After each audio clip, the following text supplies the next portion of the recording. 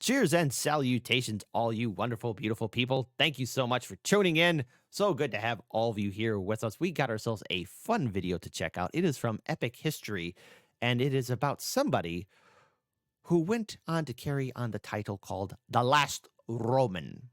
Now, this is from Epic History TV. I think they've done some phenomenal work. Please be sure to support the original content creator. Follow them on all of their social medias. But it's called Belisarius, the Emperor's Sword. So I'm familiar with Justinian I and Belisarius and a few of the other people surrounding him. This is the guy who was able to reconquer parts of North Africa and Italy and return Rome back to the Byzantine Empire, also known as the Eastern Roman Empire. Now, in many ways, that sounds great. Justinian was able to reunite the empire. However, wars are expensive. They cost money.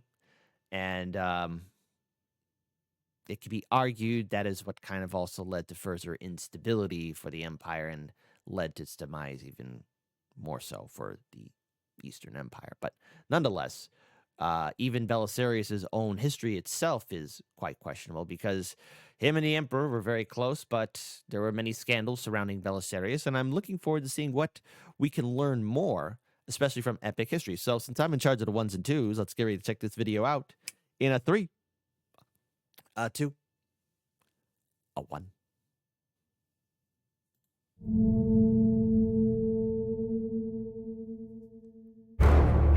532 AD. Constantinople, the greatest city in the world, is in flames. No! But this is no barbarian attack. Citizens of the Eastern Roman Empire are rioting, murdering state officials and setting buildings on fire. Trapped inside his own palace, Emperor Justinian fears his reign is over. He's already given in to the mob's demands and sacked his most hated officials. But now the crowds acclaim a new emperor, Hypatius.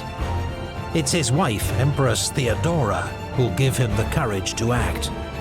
And his most trusted general, Belisarius, to whom he'll turn to crush his enemies and save the regime.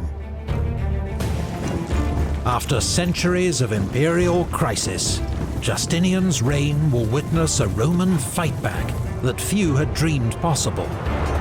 Great victories over the barbarians, the reconquest of Rome itself, the reunification of the empire. Belisarius is the commander who will lead this onslaught. He will be remembered as Rome's last great general.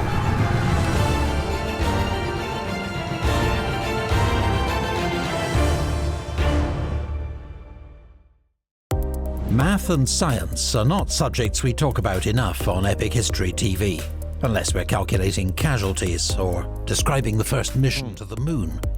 For historians especially, math can seem a strange and scary place. But our sponsor, Brilliant, offers the ideal way to get to grips with the fundamentals of math, science, and computer science. So we're going to fast forward through this, but I just want to let you all know the original link to this video is in the description box below. And if this interests you, if this does inspire you, check out Epic History, follow all their links in the description box below, so that way you can get your learn on. So let's go ahead and fast forward here.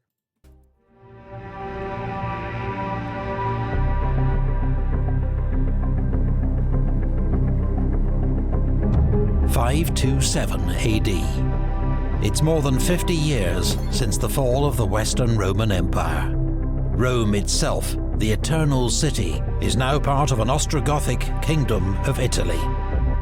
But though Rome may have fallen, the empire endures. The Eastern Roman Empire remains a force to be reckoned with. An estimated 30 million people live under the rule of the emperor in Constantinople. His authority stretches from the ravaged Balkans to the imperial breadbasket, Egypt, the Arabian desert, to the mountains of Armenia. This Christian empire remains unrivaled in administrative sophistication, economic power, and military might. See, now, while it does sound tempting, and obviously it's easy for me to be an armchair general, I'm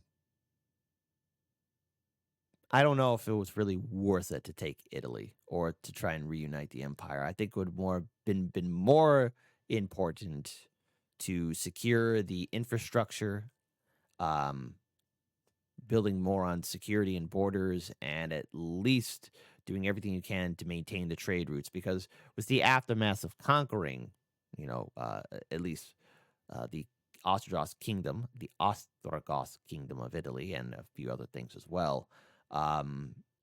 That cost money and resources that could have been used to maybe boost up the infrastructure, the economy, and yes, maybe even the military more in order to secure it. But alas, you can't rewrite history. Things are destined. Things are destined to happen. But the new emperor, Justinian, faces formidable challenges. In 527, he succeeds Justin, his uncle and adopted father, becoming the first son to succeed his father as emperor in more than a century. Justinian is from a tough peasant background in Thrace, what's now Serbia. He's highly educated, restless and driven, and sets himself two ambitious goals. First, to restore harmony in the Christian Church by ending the schism between Chalcedonian or Orthodox Christians and Miaphysites, who argue over Christ's human and divine nature. Second, to reform and rationalize Roman law, the divinely sanctioned institution that distinguishes the Roman world from the barbarian. The imperial majesty should not only be adorned with arms, but also be armed with laws, so that there may be good government in times both of war and peace, he later declares. But as for any Roman emperor, the ultimate test of his legitimacy will come in war. For now, Justinian has good relations with the Vandals in North Africa and the Ostrogoths in Italy. The Balkan frontier requires constant vigilance. The successors to Attila's Hun Empire are never quiet for long. But it's in the east that Justinian faces his most immediate challenge: the Persian Sassanid Empire, a rival superpower of the Middle East. This frontier has been a battleground for centuries and witnessed its share of Roman defeats, including one emperor captured, another killed. For most of the last century, the shared menace of the Huns led to a wary coexistence. But it could not last. In 525, the Christian king of Iberia in the Caucasus appealed to the Romans for aid when the Persian king Kavad tried to impose Zoroastrian rituals on his country.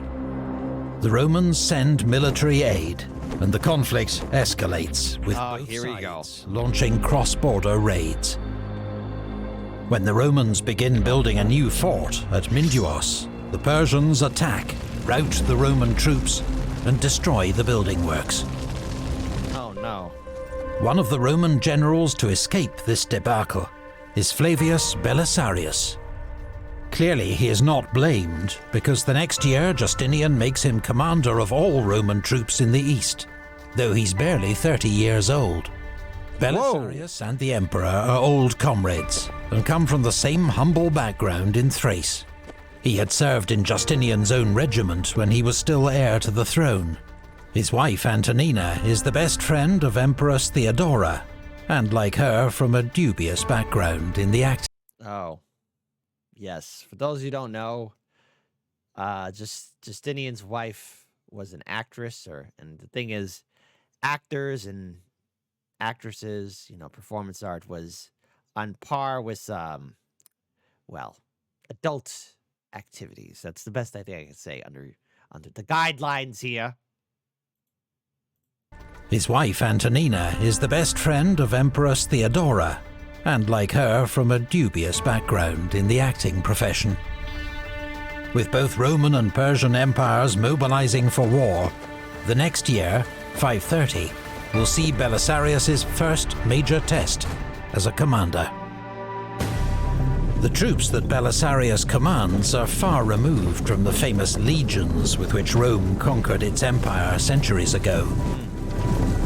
Hard lessons learned from fighting Huns and Persians have helped to forge a new Roman army. For centuries, cavalry was the neglected arm of the Roman military, a role usually outsourced to foreign auxiliaries.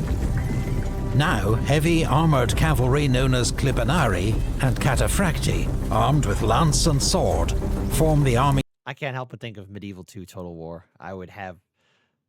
I know this would seem like a waste to do, but once I built, like, because I like playing as the Byzantines, once I've established a strong economy, I would have like a cavalry, just like nothing but like a military unit of nothing but cataphracts. I just liked having that Rohirrim charge. I don't know. That's just me. That's just me. Army's elite shock units.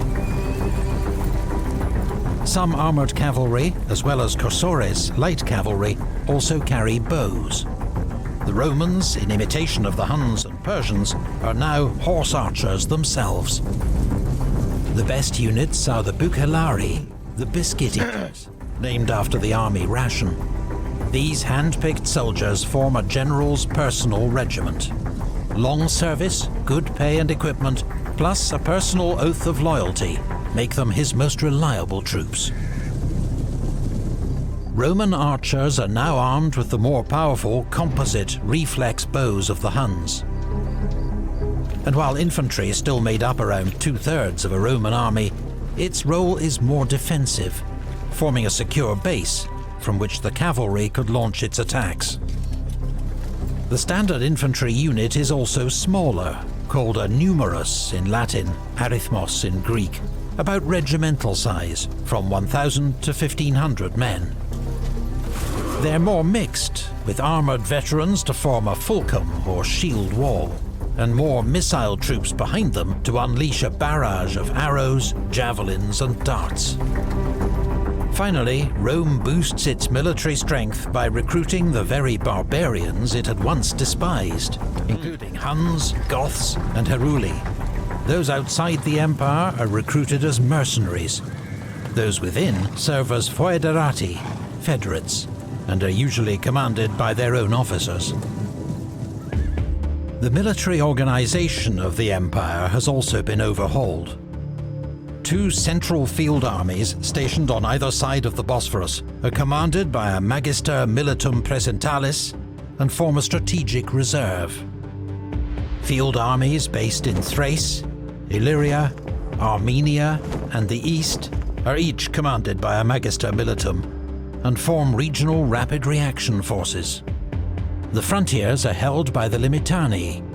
These are the lowest paid and least well equipped troops, only expected to hold their fortified outposts until reinforcements arrive.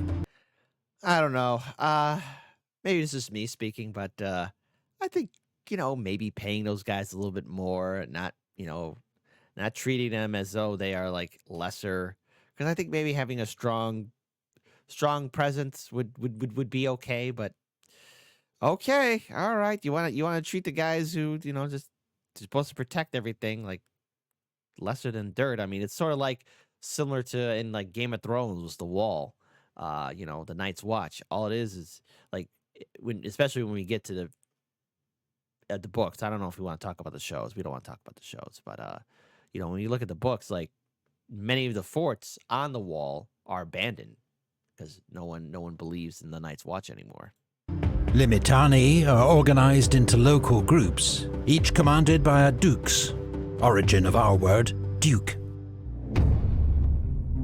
Yet the thought has many times occurred to me, how many and how great are the benefits which accrue to states through history, which transmits to future generations the memory of those who have gone before, and resists the steady effort of time to bury events in oblivion.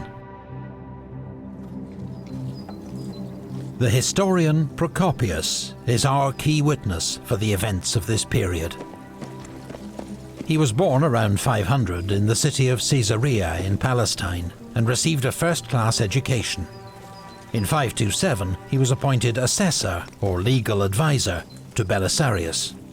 He effectively became the general's secretary and, on occasion, aide-de-camp. Working from notes and writing in Greek, he would publish his great work History of the Wars in 551. Procopius's account is highly favourable to Belisarius, but there will be a sting in the tale, a scandalous secret history which will emerge later in the tale. Oh. 530 AD. King Kavad sends an army to capture the Roman frontier fortress at Dara. Today, the ruins of Dara lie on the Turkish-Syrian border, their scale hinting at the size of the Roman fortress that once stood here. Wow. Belisarius is warned that 40,000 Persian troops are advancing on Dara. He can only assemble 25,000 troops to meet them. For reasons that are unclear, Belisarius decides to make his stand outside the city walls to the south. His men dig ditches to strengthen their position, with both flanks thrown forward. The infantry is placed in the centre, with cavalry on both flanks. Two groups of 600 Hun mercenaries are positioned between them in support. At the rear, he places his reserve, his own Bucellari. When the huge Persian army arrives before Dara, Belisarius is ready and waiting. The first day begins with a standoff. The two generals exchange letters. Belisarius urges Firuz to withdraw to allow time for further negotiations. Firuz tells the Roman to prepare his bath.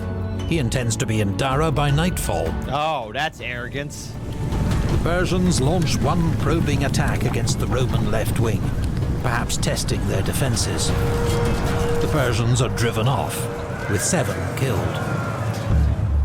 When a young Persian warrior rides between the lines and challenges any Roman to face him in single combat, his offer is accepted by Andreas. Andreas has no military training, but he's a wrestling instructor of huge strength. Before the Persian knows what's happening, Andreas has knocked him off his horse with his lance, then dismounts to finish him off. Like a sacrificial animal, in the words of Procopius. Well, Andreas later kills a second Persian challenger to all right, Andreas, good for you, buddy. Roman cheers and the dismay of the Persians. The next morning, Firuz receives 10,000 reinforcements, bringing his total strength to 50,000.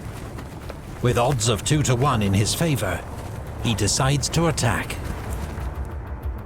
Firuz forms up his army, with infantry and foot archers in the centre, and his Persian heavy cavalry, the feared Savaran, on both wings. He also divides his army into 2 parts, a front line and a reserve line, so that fresh troops can be rotated into the fighting. He keeps a unit of Immortals, the elite Persian heavy cavalry, as Immortals. We'll put that name to test. his personal reserve. But first, he waits. He knows the Romans usually eat in the morning and are growing hungry, while his own troops are accustomed to eating later in the day. Finally, at noon, he gives the order. The Persian army advances to within bowshot, and both armies unleash a storm of arrows. Persia is famed for the skill of its archers, but today, the wind favours the Romans. When the archers run out of arrows, the Persian cavalry begins its advance. This is the moment Belisarius has prepared for.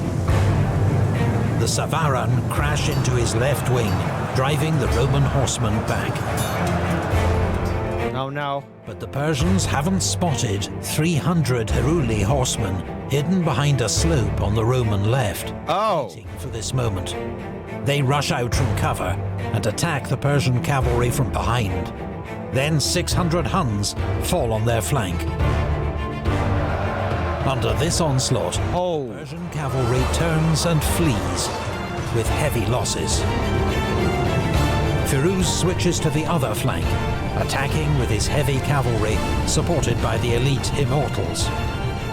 The Roman cavalry breaks under the pressure, streaming back to the walls of Dara. No! Hold the line! But Belisarius has seen the threat. He recalls the Huns that are pursuing the Persian right wing and launches both Hun groups, as well as his own Bukhari, against the flank and rear. Go! It's the decisive moment of the battle. The Persian left wing suddenly finds itself under attack from three sides. Those that can't escape are cut down. Sunikas, one of the Hun captains, kills a Persian standard-bearer, then General Barsham himself, who commands the Persian left wing. Yo!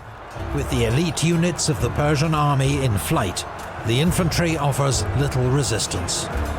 Most are peasant conscripts, no match for Roman cavalry. Soon the entire Persian army is en route. Run! Belisarius, content with his victory and unwilling to risk any last-minute reverse, halts the pursuit.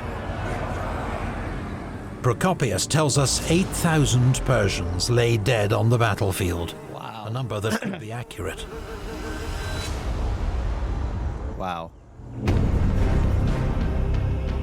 For on that day, the Persians had been defeated in battle by the Romans, a thing which had not happened for a long time. Belisarius has won a brilliant victory for the empire. Later that year, Citas, Magister Militum of Armenia, wins another victory over the Persians at Satala. The war is swinging in Rome's favor. But the following year, encouraged by a Samaritan revolt in Palestine, King Kavad orders a large-scale raid along the Euphrates River. Belisarius assembles an army to meet them. But having ravaged Roman territory, the Persians are content to withdraw with their loot. Belisarius shadows them. His subordinates urge him to destroy the enemy before they escape. So, against his better judgment, he attacks the Persians on Easter Sunday at Callinicum. The battle is a disaster. Rome's Arab allies, the Hassanids, hold the right flank. But Procopius accuses them of fleeing at the first sign of danger. Persian cavalry rolls up the entire Roman line. No! In desperation, Holy cow. All right, well, first of all, that first battle, worked everything kind of in Belisarius' favor. This one, no. Hold the line. the Roman infantry form a shield wall with their backs to the river.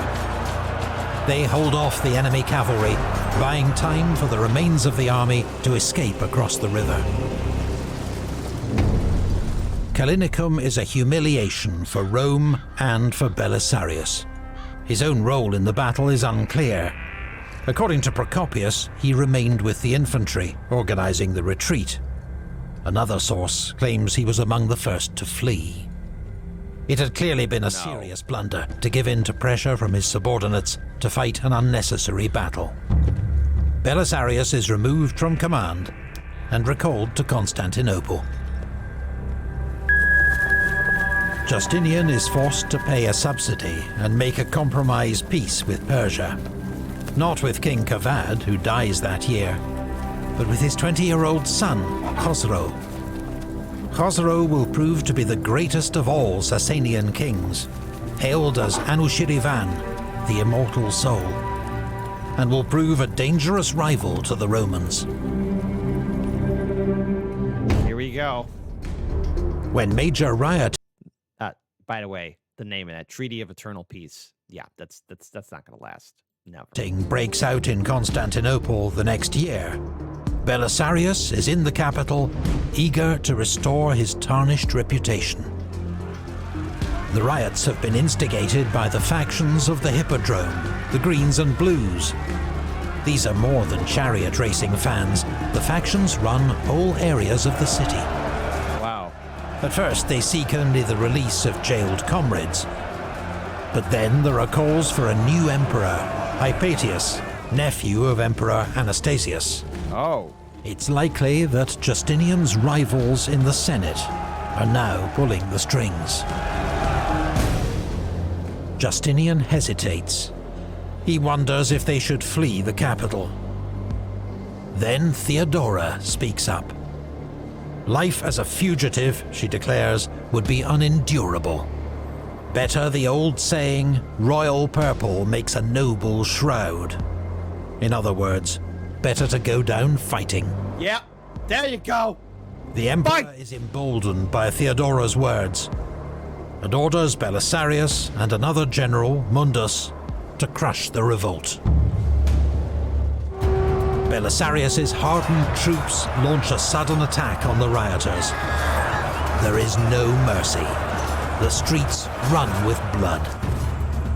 The final death toll is estimated at 30,000, a staggering 1 in 20 of the city's population.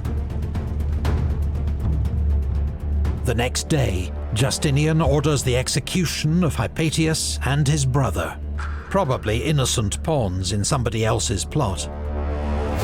Their bodies are tossed into the sea. Thanks to Theodora and Belisarius, Justinian's throne is safe, for now.